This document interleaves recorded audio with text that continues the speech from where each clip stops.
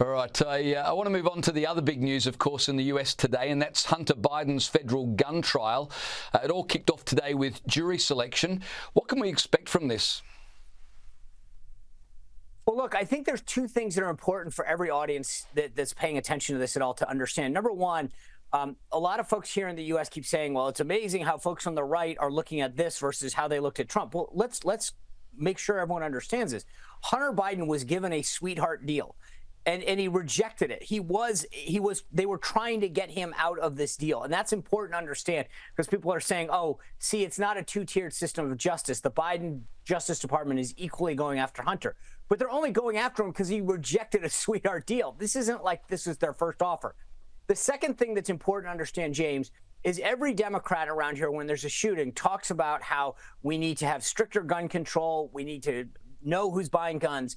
Here's Hunter Biden, who lied on a federal firearms application because he was a known addict.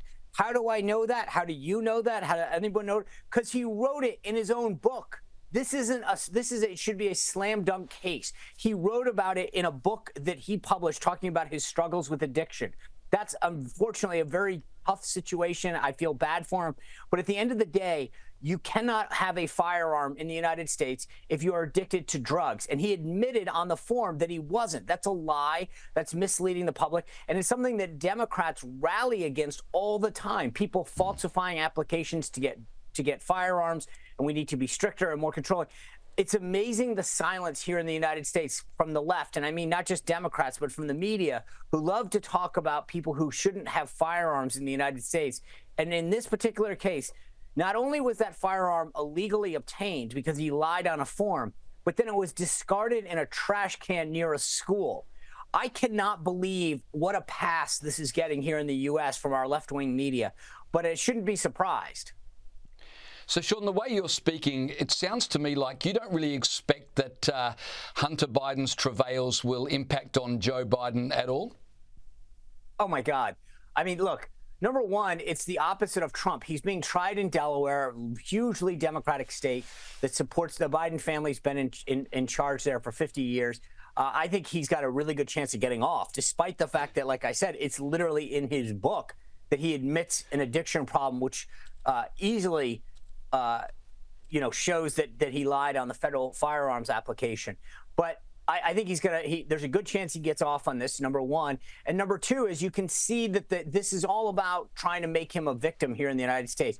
He was addicted. He had a problem, and we should feel bad for him. Joe Biden loves his son. This is all about creating a very, very favorable environment to Hunter and the trials and tribulations he's going through. In President Trump's case, right, it was follow the dots. Michael Cohen did this, and there was some, but they were always trying to figure out, we have nothing to prove it goes back to Donald Trump. Here in Hunter Biden's case, there's no question about it. The evidence is there. Hunter himself admits to it. And yet I do think he's got a good chance of getting off because it's in Delaware. Amazing. All right, quickly talk to me about the fallout from Trump's criminal conviction. I've got a couple of rapid-fire questions for you on this. Firstly, how's it affecting his campaign? Well, look, he's raised over $70 million in the last, 72 hours, 96 hours. That's an unheard of, unprecedented number in politics. He raised over $140 million in the month of May. Any question about his ability to compete? But the big thing isn't just the dollars he raised, it's who's giving it. A lot of these people, a third of them, have never contributed before. So this is new people getting fired up and involved in this. I think the Democrats went way too far. And one thing that you've got to keep in mind when looking at this race is we're talking about a handful of states, but even more so, it's a very, very minute number of people who are, quote, undecided in any of those states. What this has done more than anything else, James, is harden the support among Trump's base. These people might have been supporting him in the past. Now they want a yard sign. They want to knock on doors. They want to make phone calls. They want to make another contribution. This has strengthened the resolve of so many of Trump's supporters, and frankly, a lot of people who might not have been with him, but see the weaponization and the lawfare that's been used against him.